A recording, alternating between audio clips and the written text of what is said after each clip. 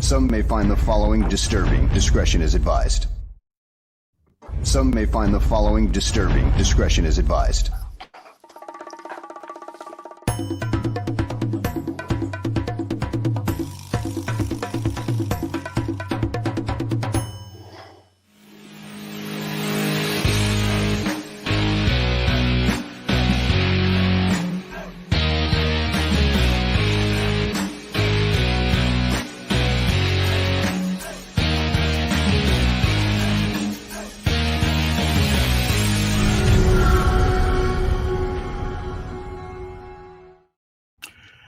Welcome, everyone, to another edition of There I Am, Gabriel Talks Football, GTF. We are less than 24 hours after the carnage in KC. Just a quick programming note, there will be no South Burbs Hitmen tonight because the White Sox are just as bad as the Chicago Bears. And so the guys will return next week for a season-ending show. So the slate is clear for tonight unless we decide to do something Bears-related if something comes up. Let us go to Greg Gabriel. Greg, how are you, my friend? A lot better than I did last week. Really? Tell us why. Well, you know, last week we weren't going to win yesterday. We had that one marked as,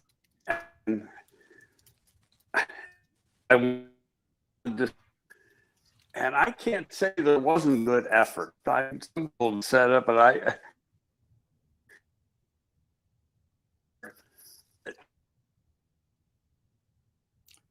mistakes. And I think in fairness, and trust me, I'm not making an excuse for anybody, but I think before the first of the top. So you, Greg, I need to. I apologize. I need to stop you because the connection is really bad. I think maybe we should try going back to your computer instead of the phone because it was even better back then. The audio was a little scratchy before. But why don't you? I got to turn my computer on. That's going to take a couple minutes now. Okay.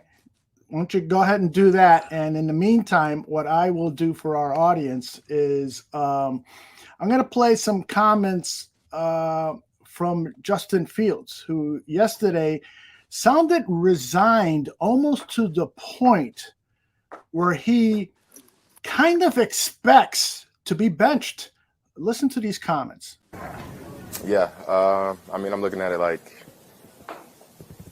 the big picture, just life in general, to be honest with you. And I think, you know, this past week has had me kind of look at it like, what are the important things in life? Because, you know, when things are going good, you feel me, like, not say whatever. But, you know, I think these past couple of weeks have made me appreciate, you know, the little things in life, you know, like being able to play this game. So, you know, every opportunity I get to go out there and play, I'm going to have fun. I'm going to play my hardest and, you know, just thank God for giving me the ability to play. So, you know, no matter what the scoreboard is, I want to keep them the same mindset and just keep pushing and keep moving forward. Now, I know there's a lot of Justin Fields fans still out there, but they appear to be decreasing. And I think Justin has been hearing the critics, and there are tons of them. You know, besides the fan base, the growing fan base that is anti-Justin Fields, there's also people in the media who are questioning whether, you know, he's really capable of playing NFL football at the quarterback position at a high level, meaning, you know, being a pocket passer, a proficient pocket passer. There's no doubt that he can play the quarterback position, but how well?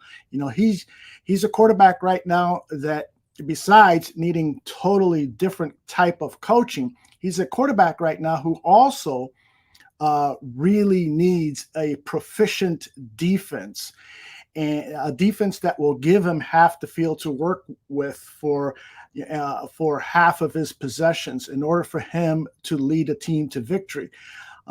Mike Martz last night on the 33rd team had this to say about Justin Fields. It's a statement, a re-edification that he just can't do it. He just can't do it.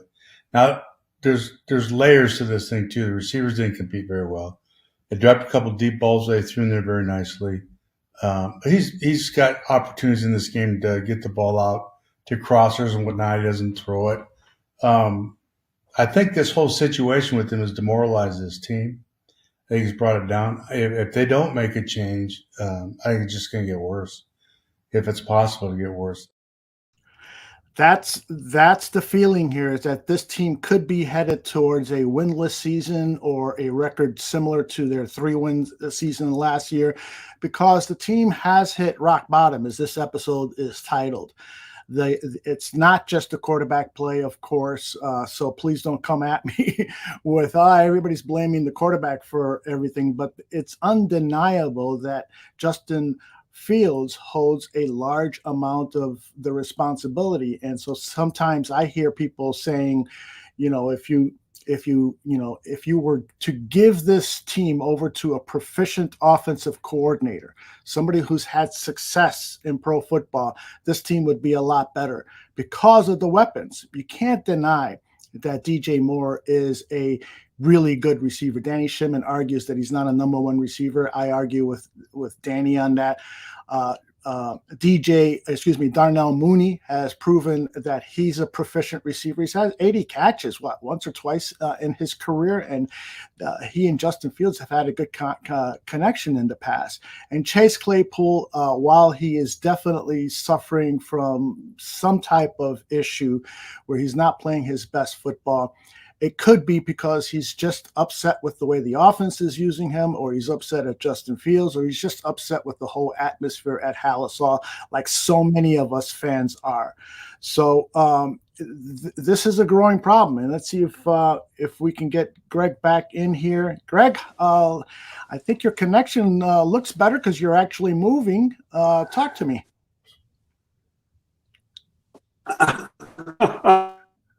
Oh boy, still, I'm using the phone. Not the computer. Yeah, you're still going in and out. It's not real good connection. Your computer didn't That'll work? help. I missed all of that. All I heard was that'll help. Get up. Yeah.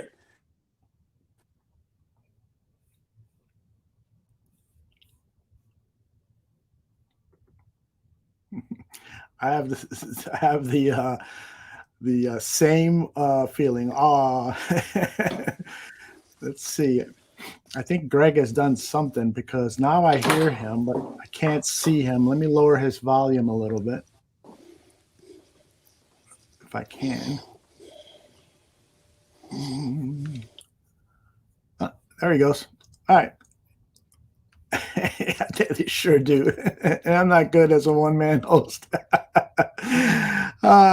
Tony asked a question: did the Bears supply your Wi-Fi, Greg?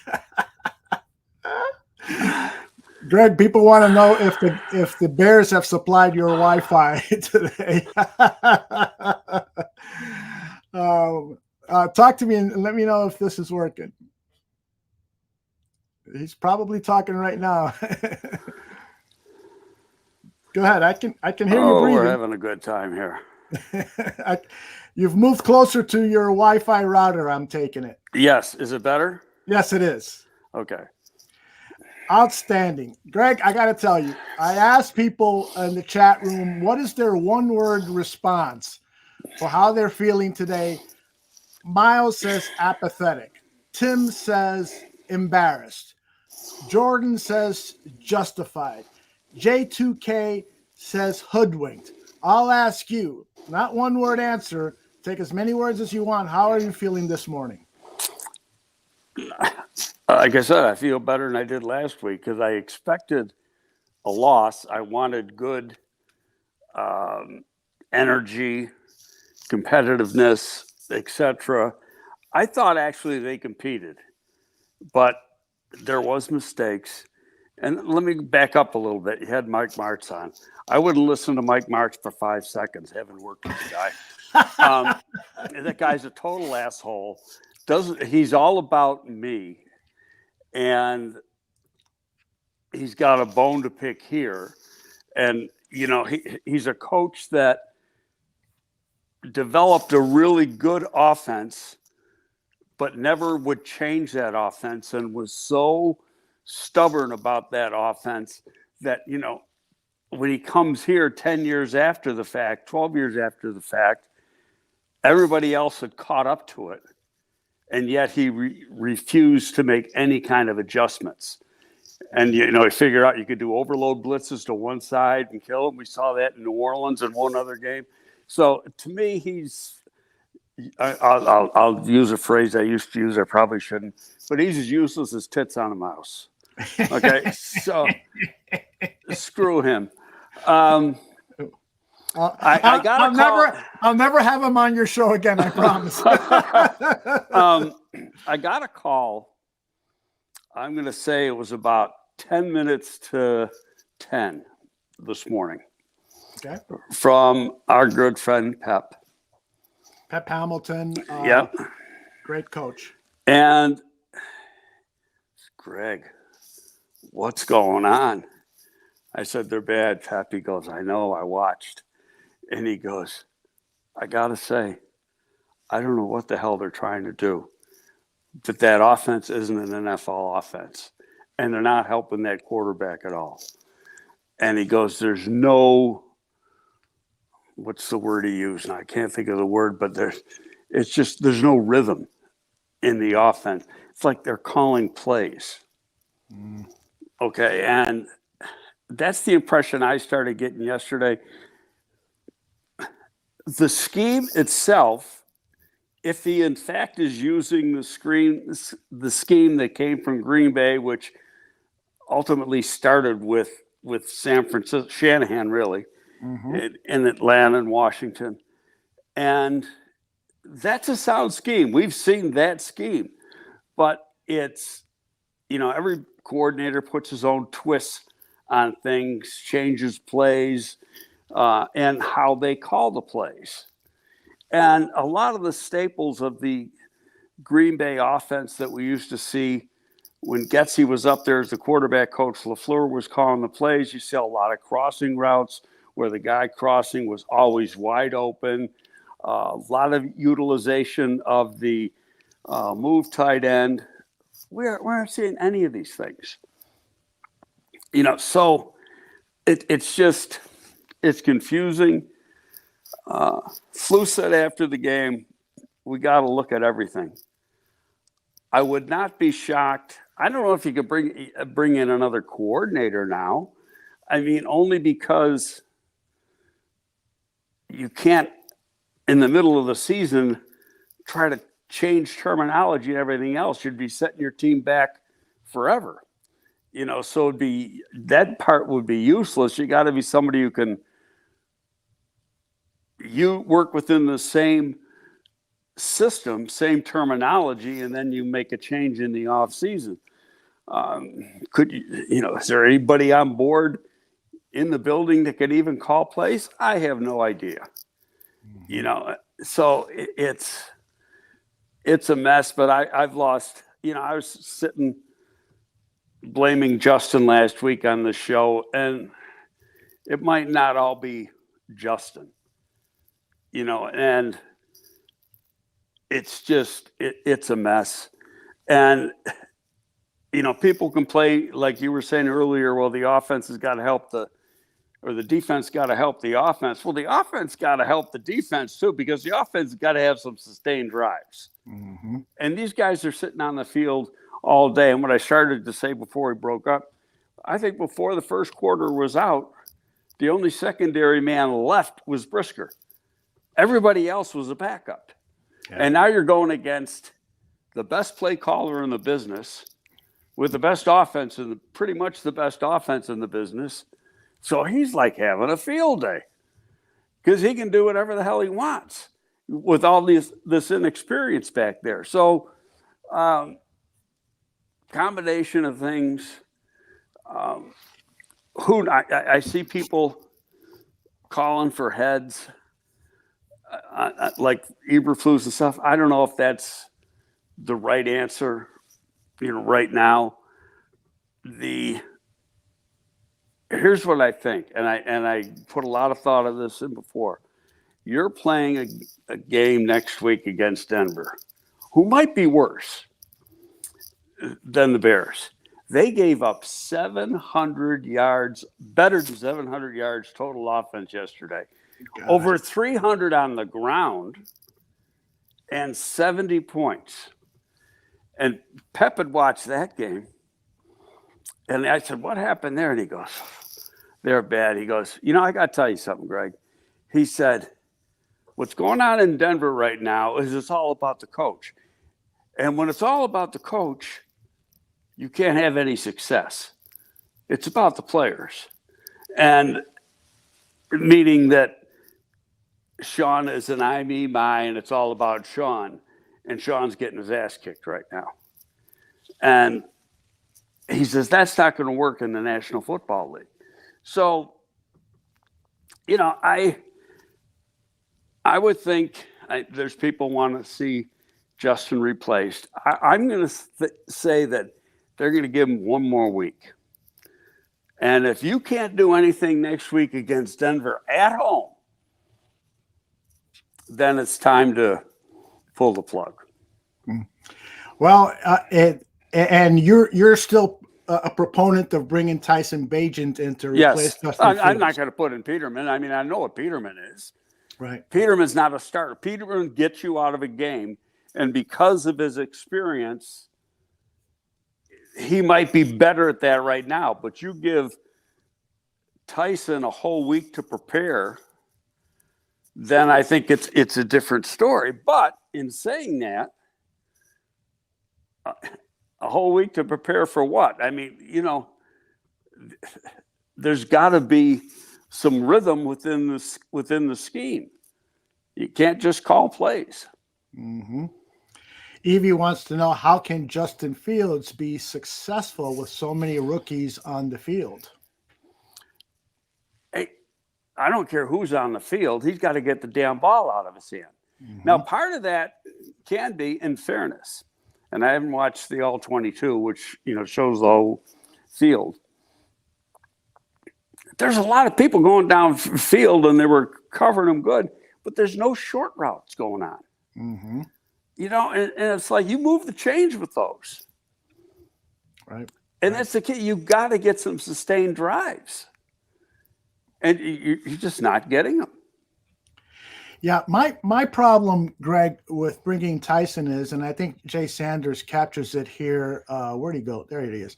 He says, Tyson will get destroyed. He can't even make the game roster week to week. Well, that's not my issue, but I do think that bringing in a rookie under these circumstances where the offensive coordinator doesn't seem to really get a good rhythm with play calling for whatever reason, I don't think Tyson is going to help the offensive coordinator, and I don't think the offensive coordinator is going to help Tyson Bagent. I think at this point, maybe the best thing for Tyson Bagent is for him to sit back and look at this disaster at least until the last quarter of the season. And you may be right, but can he do any worse? Seriously, can he do any worse? And the one person pointed out, well, he can't even be the second team quarterback. That's by design. And I mentioned that last week. He's number 3 because as number 3, you want to get him a lot of reps. And as number 3, he actually gets 10 times the reps that number 2 gets in practice. Mm-hmm. Number 2 gets 1 or 2 reps a week. And trust me, that's what it is. You get very, very few reps in practice. Well, number 3 is running the scout team.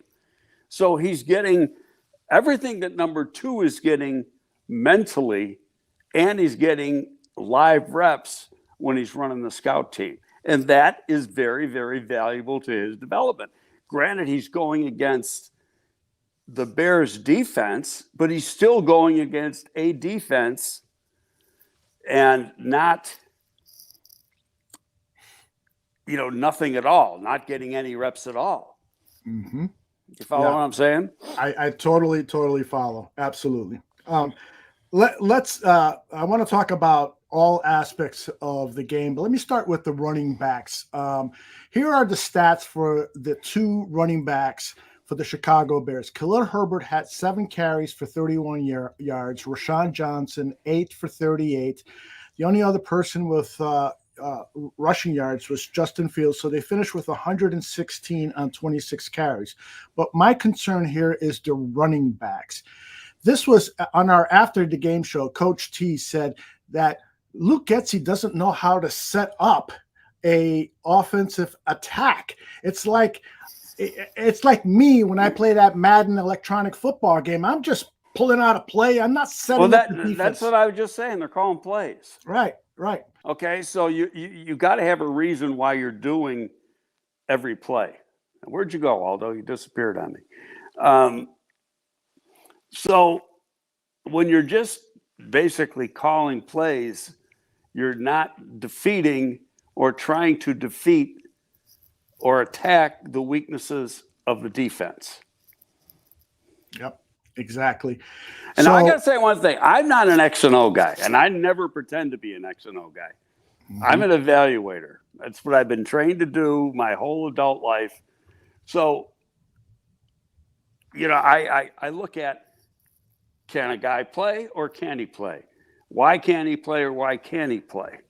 Okay, so when you get into the nuances of play calling, I'm just like everybody else here.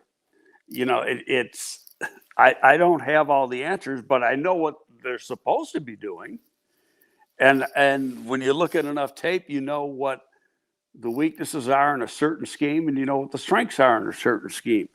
And they don't seem to be attacking anything. You say they're just calling plays. Mm-hmm. Jordan has an interesting point, which is one that I've, mulled over in my head. And it is, he writes, it is not evident, though, that the play sequencing is broken due to the lack of trust in the quarterback's acumen to execute the scheme. And so we have to at least ask that question. Is perhaps the problem with this offense is because what Luke Getsy is seeing in practice, and he is saying Justin isn't getting it. He's not processing what I'm trying to accomplish here. And so I can't call running plays for him 80 times a game. It's broken because my quarterback is not able to process properly or not able to have the capacity to understand the game plan or whatever. I'm mumble jumbling it, but you get my point, right? Yeah, I get your point, but I mean, the fact is that none of us are at practice. Right. The media isn't at practice. They're allowed a few minutes at the beginning, and they're not doing anything. They're doing some individual and stretching and all that shit. But they're once you get into any semblance of real football and offensive plays, defensive plays, play calling, whatever, they're not allowed to see it. And that's throughout the league, not just here. So what he's seeing, what he's doing at practice, we don't know. Mm-hmm. All you can do is you watch the game. The only thing I saw different from what he's already done or called, and I'm speaking Getsy here, is he took the bubbles out of the game plan and the screen passes out of the game plan, but it's like he still wasn't attacking. I don't think I've seen a quick slant yet. Maybe I'm wrong. Has anybody seen one yet in 3 games? Nope.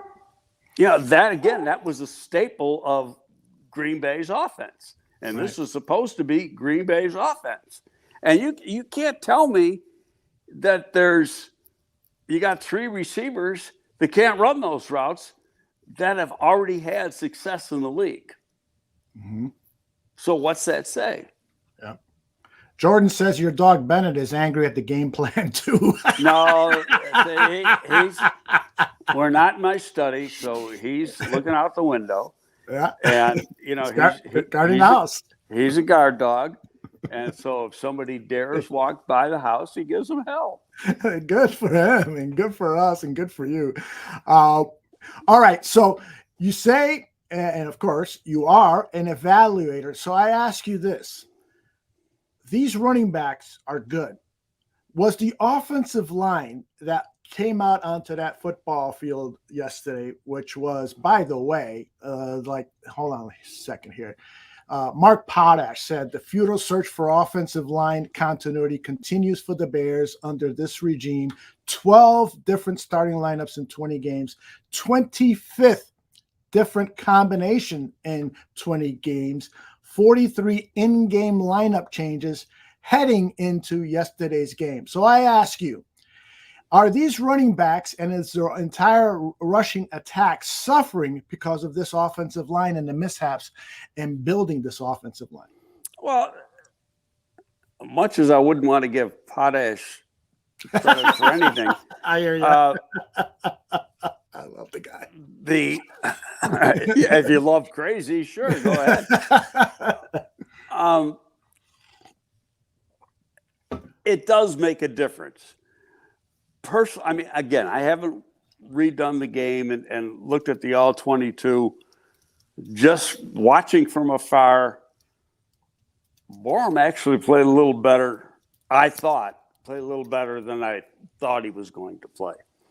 I thought he might get killed playing on the left side. I think, having watched this now for 3 weeks, that Whitehair, I don't know what he can do at center, but he can't play guard. And you still got at least one more week before Tevin gets back. And it's just fact. That was a huge loss. Yeah. That guy's a damn good football player. And Braxton going out, that hurts. So, yeah, I mean, Mark has a big point there that the injuries along the line have hurt any kind of continuity that you could possibly have. And that is a big reason, but the line doesn't call the plays. They're just supposed to block and do their job. So, I what Flew said yesterday, we got to look at everything. I think that's the first thing he's got to look at. Mm-hmm. Yeah. Not necessarily the line, but you only can play with who you got. Right. Okay. So, but right now, if it's me, I'd replace Cody Whitehair. I don't think he's playing worth a damn. But who do you put him in? And given that Jenkins won't be available, probably because I look at the schedule. Greg. He won't be available until week 6. They're not going to bring him off IR after the Bronco game. No, he can start working this week, I think. Okay, so possibly then week 5, that Thursday night game against Washington. But I'm targeting, because they do this ramp up thing with these injured players. Yeah, but I think he started. In fairness, I think he started that this past week. Oh, there was reports that he was, running and all that along the sidelines and working with the trainers. So that's all part of the ramp up of getting him back to be ready to play. And don't forget, when you're on IR, it's not like you're sitting around doing nothing.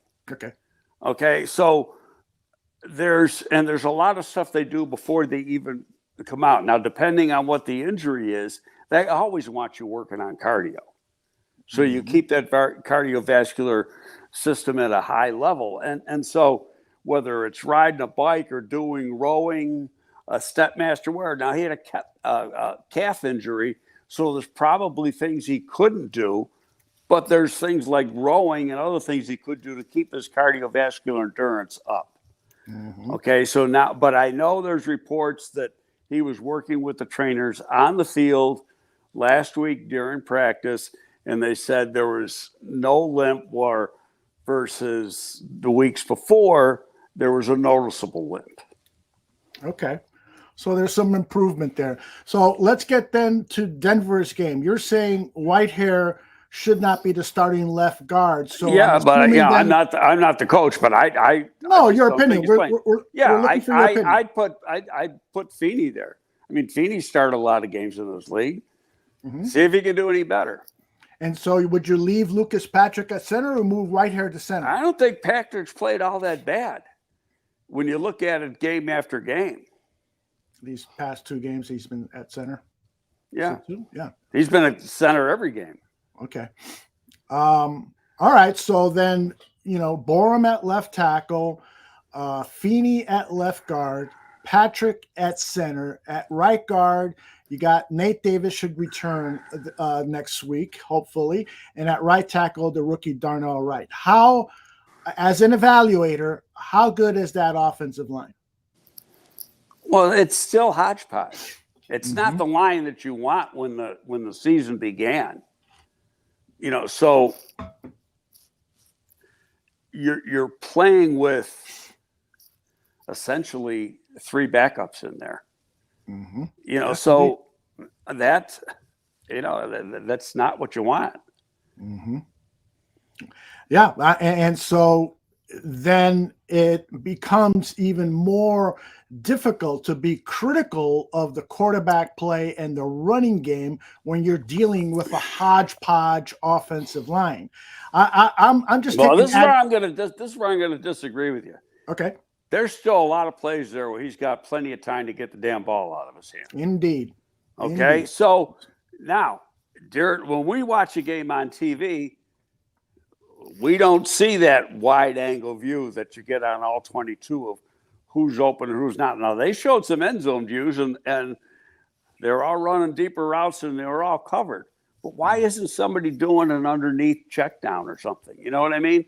Yes. It's the design. Yes. If all these guys are going deep, there's got to be somebody open underneath because the underneath has got to be wide open. Exactly. There should be a safety valve. It just makes sense. Yeah. Evie says we have too many inexperienced rookies. That all need to gel as a team. Let me take that one step further. Yesterday, Matt Eberflus started his press conference by saying he was asked actually the question, why is this taking so long? You're 3 games into the season. There were high expectations. And he says, I'm not making an excuse here, guys. But the issue is that we had a preseason where everybody was injured at a certain point. And so we never got an opportunity in a preseason game or in practice to gel together with the 5 starting offensive linemen, the wide receivers and tight ends and so forth. And then the follow-up was, well, Justin wasn't injured during the preseason. He had a mumbo jumbo answer. My answer to that is, well, that hurt Justin that he didn't have his starters around him because it would have helped him better prepare for the season. What say you about Eberflus's excuse? He's partially right, and I'm trying to be totally fair and honest. That is, it's like Poles said it last week when he said it is what it is. We were hit with circumstances that we weren't able to control, and that's nobody's fault. But that means part of it means your depth may just not be good enough. But in putting together a squad, especially a squad like this where you're in rebuilding mold, what are you going to do? You're going to keep a rookie that has a real high ceiling or a veteran who can get you out of a game but is really declining when you look at his overall playing ability or playing skills. And the wise thing to do is to keep the young declining player because he's only going to get better. But you're also going to pay for that if and when they have to play. Right. Okay. Let's take a look at Justin Fields' numbers yesterday. 11 out of 22, 99 yards. He threw a touchdown, threw an interception. He rushed for 11 times for 47 yards, and he was sacked 3 times for 12 yards. These are the wide receiver numbers. DJ Moore caught 3 catches, had 3 catches, 41 yards, a touchdown. Darnell Mooney, I don't even think he was targeted. He wasn't targeted, and Claypool was thrown to on the first play of the game. Yep, and Claypool missed a catch that could have been a big play, and DJ Moore actually dropped a pass as well. And so that doesn't help a struggling quarterback or a struggling offense. Well, DJ's dropped was a big drop. Did it make a difference in the game? Hell no. But it was a big play, chunk play that would have helped the team in that particular situation. If I recall, Chase's was a really difficult. It's not like he flat out dropped it. That was a pretty difficult catch. I mean, it would have been a great catch if he was able to hold on to it. So you're right. In fact, I think he was double covered on the play. So plays like that with Claypool, that happened. The one with DJ, I mean, Greg Olson even said it. And Greg Olson's played with DJ in Carolina. And by the way, Greg Olson does a great job. And he also was a big Bears fan. So when he sees performances like this, that hurts him. It really does. Because I know Greg, we converse, we text every once in a while, and he wants to see the team do well. So when he does a game like that, I mean, it's just like, the vets, Jason McKee, Olin, Jerry Azuma, Alex Brown, Lance Briggs, they're all pissed. And they're disappointed because they're just like us, they're fans. And that is interesting that you bring up all those names. Do you think it's a crazy idea for Kevin Warren to bring all of these players in, on a Zoom call or whatever, and just get their input? Guys, what do you think? What do you think? I want your input. You guys are a part of this organization and will forever be a part of this organization. I'd love to hear your thoughts about how we can turn this franchise around. Do you think that's a stupid idea? Because it came from me. No, I don't know if it's a stupid idea. It's a different idea because they were players, not coaches, but some of them were pretty damn good players. Like, we're talking Pro Bowl level players. Yeah. And in the case of Kreutz, just about Hall of Fame, and he probably will be in the Hall someday. So, yeah, Kitten, but they're going to have, just like I have my take and you have your take, they're going to have their take. Right. And it's like, okay, well, what's the real take? Especially if you get 5 different ones. All right, I want to share with you a poll that I started running this morning and will continue. It's on the Barroom Network X account, also known as Twitter. What should be the highest priority for General Manager Ryan Poles this morning? 66% say fire Matt Eberflus, which of course isn't going to happen, but he could at least start thinking about replacements, right? 10% said scouting for quarterbacks. 11% said hire Rod Marinelli for the defense, or 13.5% said prepare your resume, Poles, because you're out of here, which of course is not going to happen. I don't think. No, I don't think Poles is going to be out of here. Right. Comment on these other 3. Yeah. Yeah. Scouting quarterbacks. That's part of scouting. That's going on. Doing it anyway. Right.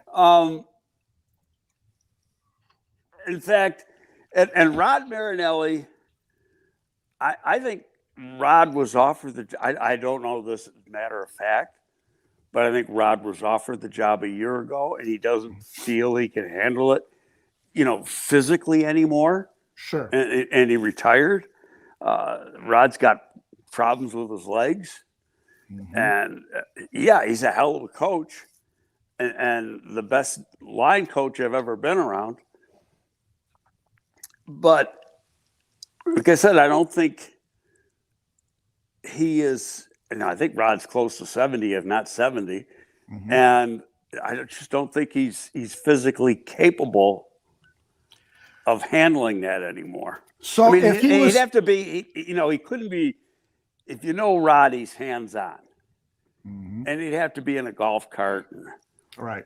Rod is 74 years old. Okay, 2 years older than me then. Yeah. So, even the idea of maybe, saying, hey, we want to hire you as a consultant. Here's the playbook. Let's talk in a Well, he couple knows of the weeks. playbook. Yeah. Where the hell do you think Flus got the defense from? But Flus has had to have put in his own, No thinking. question. Now, let's go back. Flus was a defensive coordinator in Indianapolis for what, 5 years? Mm-hmm, They had top 10 defenses every year. mm-hmm. So why do you think he got the head job? Because of what he did on defense. So that's not the problem. Mm-hmm. Okay, you can't play a team like Kansas City and have 4 of your 5 top defensive backs out of the game. Right. You're gonna get killed. Yeah. I'm joking here, but they didn't give up as many as Denver gave up. Mm-hmm. I mean, God, how'd you like to give up 70? Unbelievable. That's like the most points given up in the league. The Bears had the record, and that was like in 65 or 66. They scored, 73? This is and so this is almost 60 years since anybody scored that many points again in the NFL. And that's crazy. And it'll be interesting to see how they're coming here next week. Now, not only are they coming here, they had to go from Denver to Miami, back to Denver, then they're going to Chicago. And it'll be so interesting to see how that team even shows up. Yeah, indeed. You're absolutely But right. I'm going to say this. If you can't beat them, it's over. Because they're ripe for the ass kicking. Okay. So let's look at this again. So you say it's over. You got a team coming in that you should beat by at least 10 points. And so Hey, wait a minute. Let's not get greedy here. Let's win the frickin' game. At least 1 point.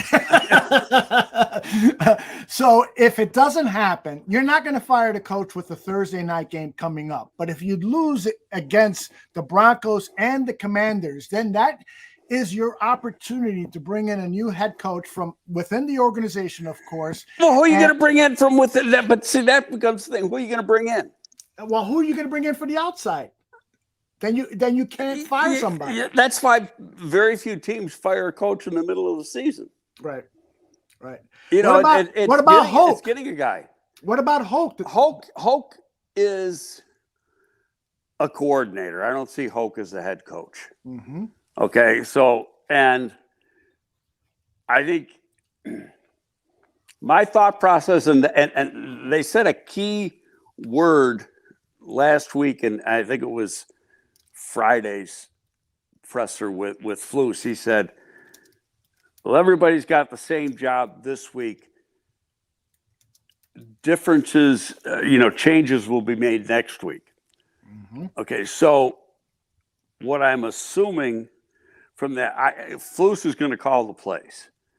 But I think that John, especially given his experience within this scheme and his experience in the league, because he's been a good coordinator in the league, that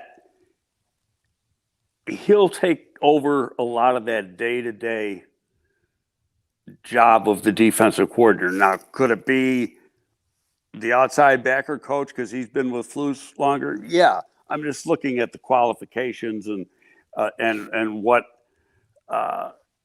John has done in the league and what his experience is. So that would make the most sense to me. But then, go to the offensive side. If you're going to make a change there, who are you going to put in? Like I said, you can't bring in somebody from the outside, excuse me, who runs a totally different scheme, because that coach is going to have to, at least for this year, use this scheme. And unless he's familiar with it, now you really got problems. Mm-hmm. I mean, you'd have to go out and get an interim guy that knows the terminology, knows the scheme, so at least he can be hands-on in a positive way instead of setting them back even more. Mm-hmm. In other words, guys, we're walking in a lot of shit right now. We really, really are, which is why I wore this hat today, because the next big game for the Chicago Bears. I can't see the name because I'm on my phone here instead of my computer. What's that say? The next game is going to be the Senior Bowl game. This is You're breaking Senior Bowl. Senior Bowl. Senior Bowl is the next big game for the Chicago Bears because they gotta bring in some more. And breaking up. I gotta say that's your connection, but nonetheless, I will continue on. Never mind about the hat.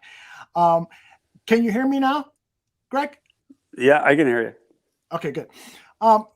So it's basically impossible to fire the head coach in season. You can't do it.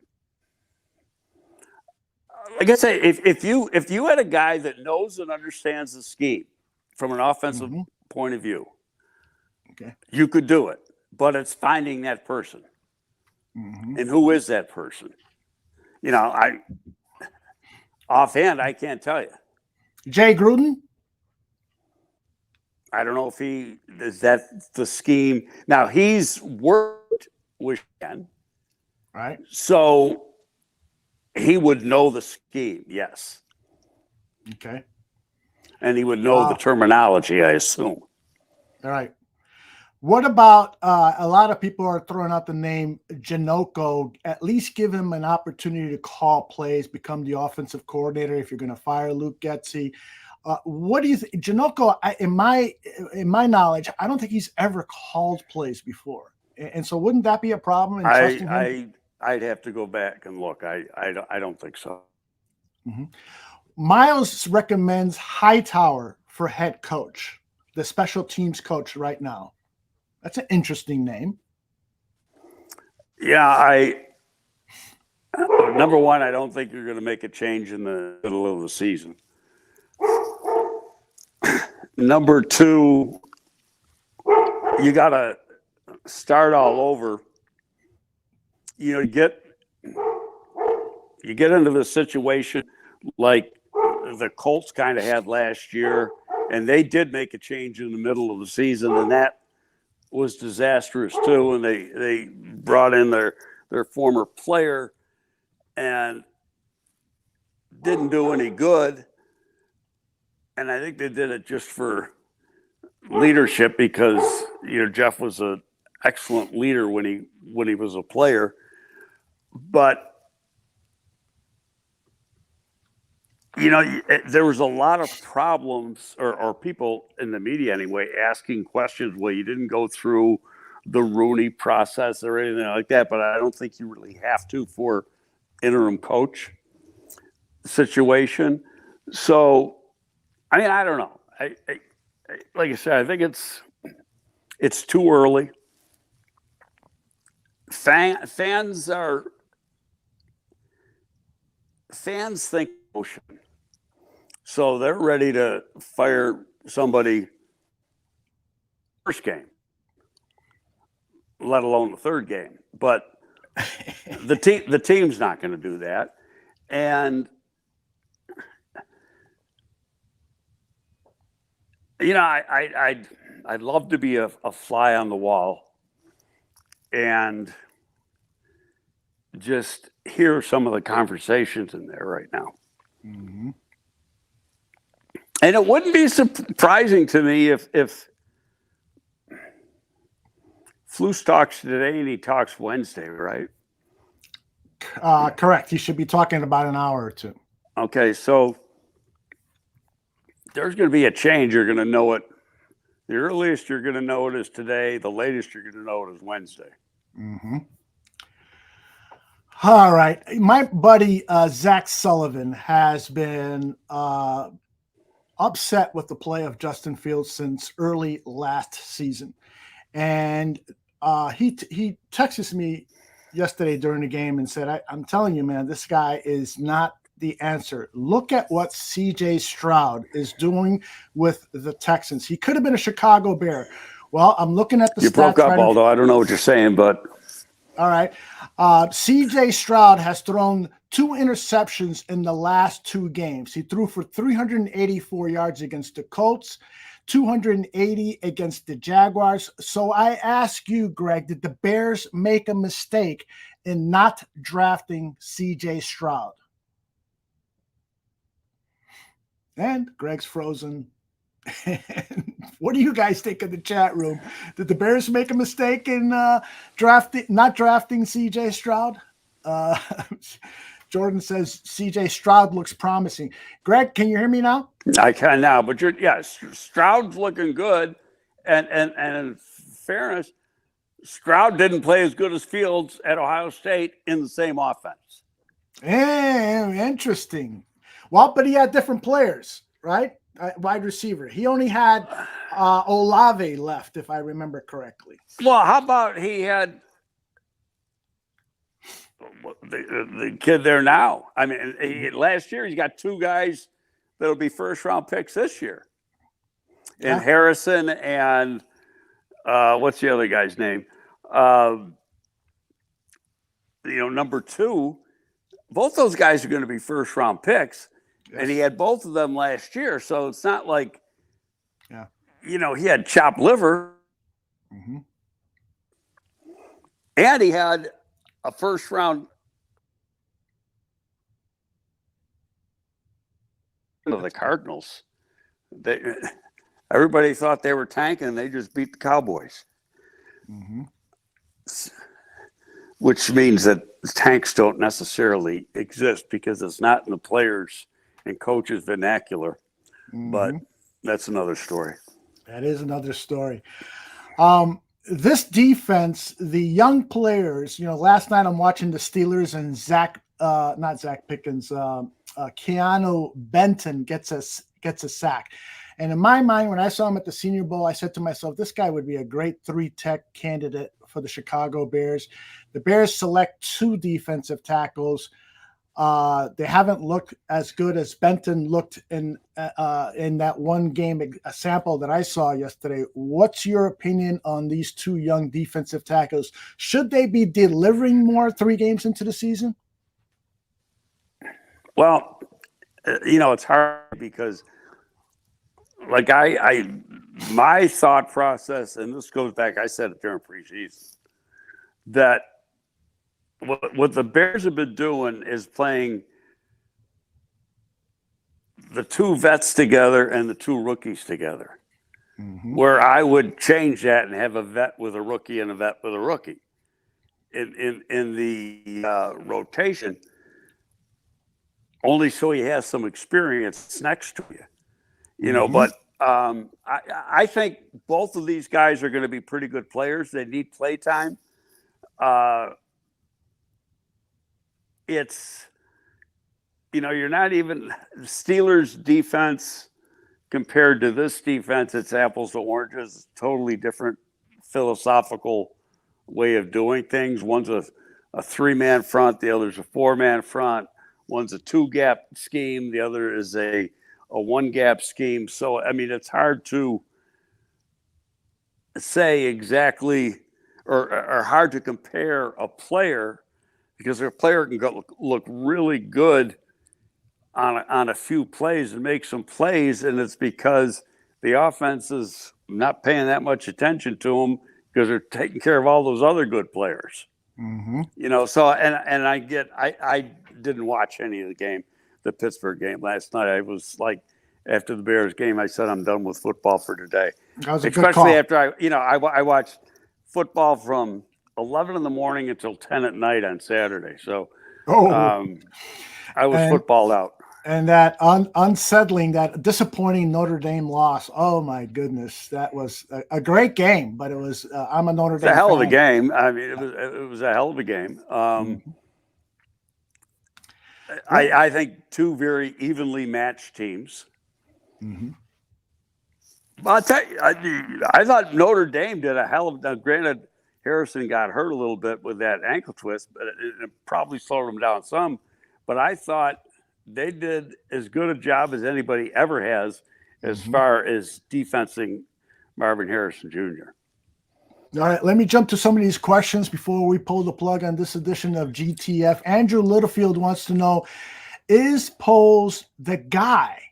He's been asking that question every time he's on this show. He says, for a team that had the first overall pick and 5 draft picks in the top 65 of the draft, I'm terribly underwhelmed. What can you say to Andrew? Did he have 5 in the top 65? He may have it because I know they did some trades. Well, Wright's a starter, and he's going to be a real good starter. Mm-hmm. He's making his assumption or assertion on what they're doing now 3 games in. And the fair way to look at a draft and grade a draft is 2 to 3 years down the road. What are they doing then?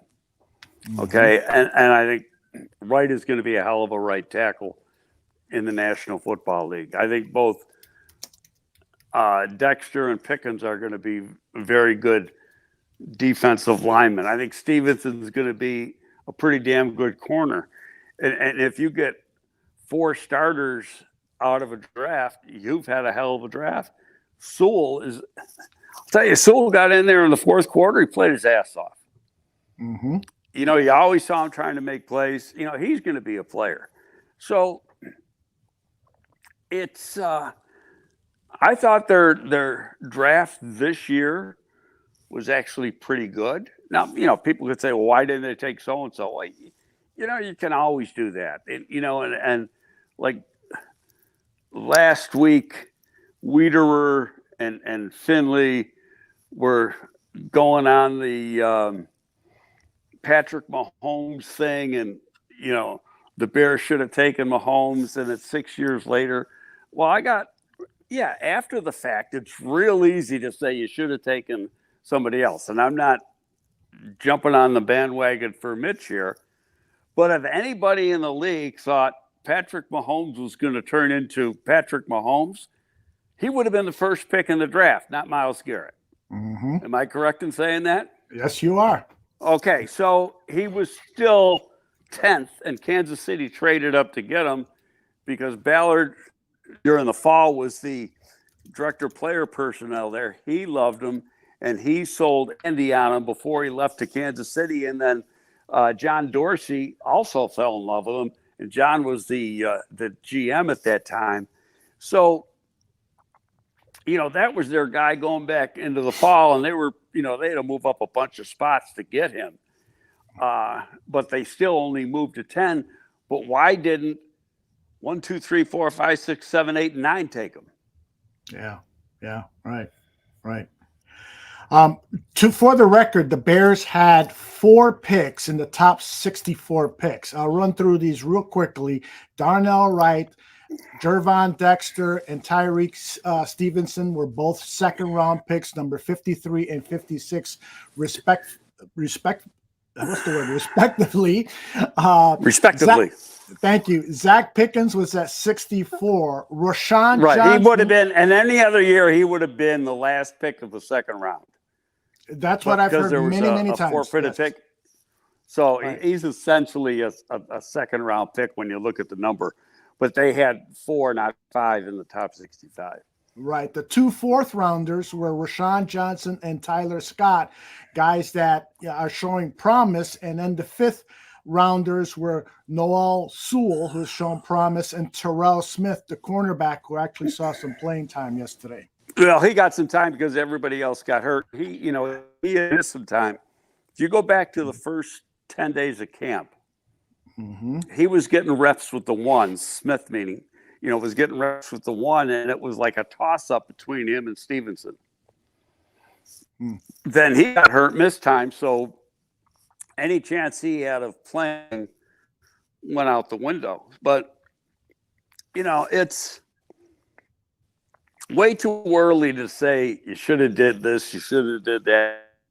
People saying you shouldn't have taken Schmitz, the center. Well, then you don't have, he's going to take a defensive lineman before center. It's just, it's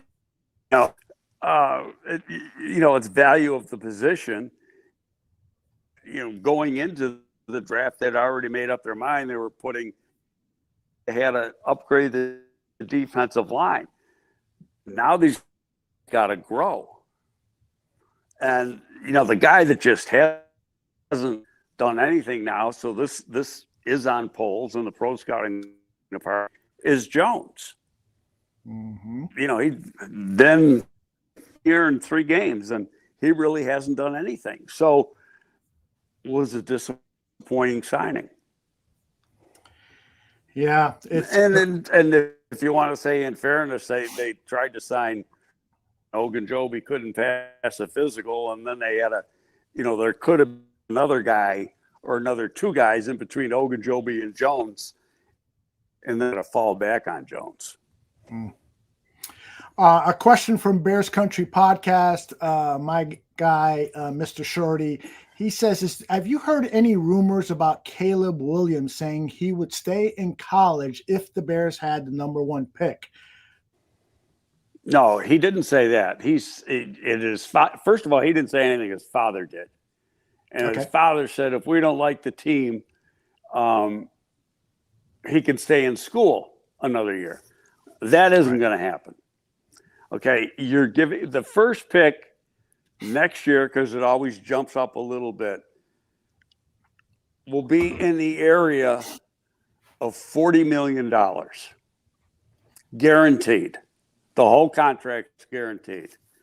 It also starts his clock working towards the second contract, which, if he pans out, we've already seen what those numbers are. So anything that's said now is conjecture and bullshit. It means nothing. There's been guys like Joe Banner and others saying that would be the worst economic mistake the guy could possibly ever make in his lifetime. And on top of that, he's taking a chance of getting hurt next year in college and walking away from $40 million guaranteed if he went back to college for another year. Interesting. There's been some questions regarding Ryan Poles and his selection of Matt Eberflus as the head coach. And there's been some back and forth with some people saying Bill Polian had a lot to do with the hiring of Matt Eberflus. What's your opinion on that? I can't say I know that or I don't know that. I don't know. You'd have to have Bill Polian on here to give you the answer to that. I know Ernie Accorsi had a strong influence on John Fox hire with Ryan. Yeah. So, and I don't know if lives in Indy, because I know he had a place in North Carolina and I don't know if he's living there permanently or still has both places. If he was still in Indy, he would have been very, very, very familiar with Flus's work. And in fairness, Flus earned the job. Flus was a damn good defensive coordinator in Indy. The record speaks for itself. You can't take that part away from him. I've always been on record last year. I said last year, I said it was my choice. I would have taken Brian DeBall, who's now with the Giants. But the Giants sucked this year, so last year they got a better team this year, and they haven't won a game yet. So who the hell knows? Yeah. It's fascinating, what's going on over at Halas Hall. So I'll ask you this question. You know this family. You know this organization. Will the Chicago Bears organization pay money if Kevin Warren comes back to George McCaskey and say, listen, the solution to the problem is to hire some big name head coaches who are going to demand $10, $12, $15 million a year and turn the team over to an experienced head coach who has a resume of winning, that's how we can turn this thing around to coincide with the building of the stadium. Do you think the family? I got the answer for you already. Go fire away. Denver just did that, and how's that working out? I hear you. I hear you. People in Chicago wanted Sean Payton. Sean Payton's from Chicago, and so. But look, and I'll go back to what Pep said to me on the phone earlier today. When the coach makes it all about himself, it's not going to work. And I like Sean. I worked with Sean for years in New York. He's a great guy. He did an unbelievable job in New Orleans. But to be fair, Denver's worse now than they were last year. So what's he done? So he's embarrassed himself. Well, you broke up there. He's embarrassing who? Himself. You're breaking up again. I said that he's embarrassing himself. Sean Payton is embarrassing himself. Did you hear that? Yeah, I tell you, did you watch any of his presser? It was just off media. And then some good question, and he said, "I already answered." He goes, "Next question." Yep. All right.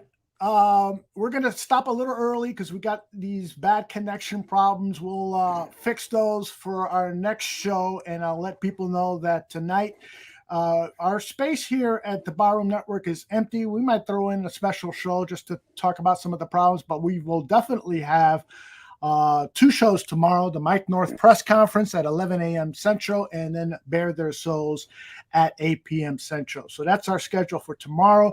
Greg, any final words for Bears fans who always look for you for a little bit of hope and optimism?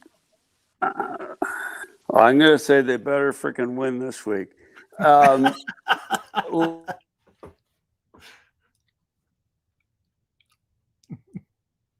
the next 3 days.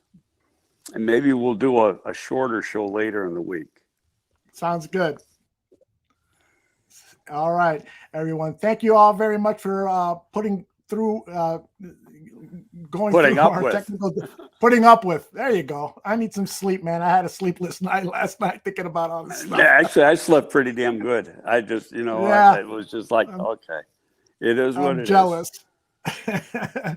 We'll see you all next time. Take care, everyone. Okay, later.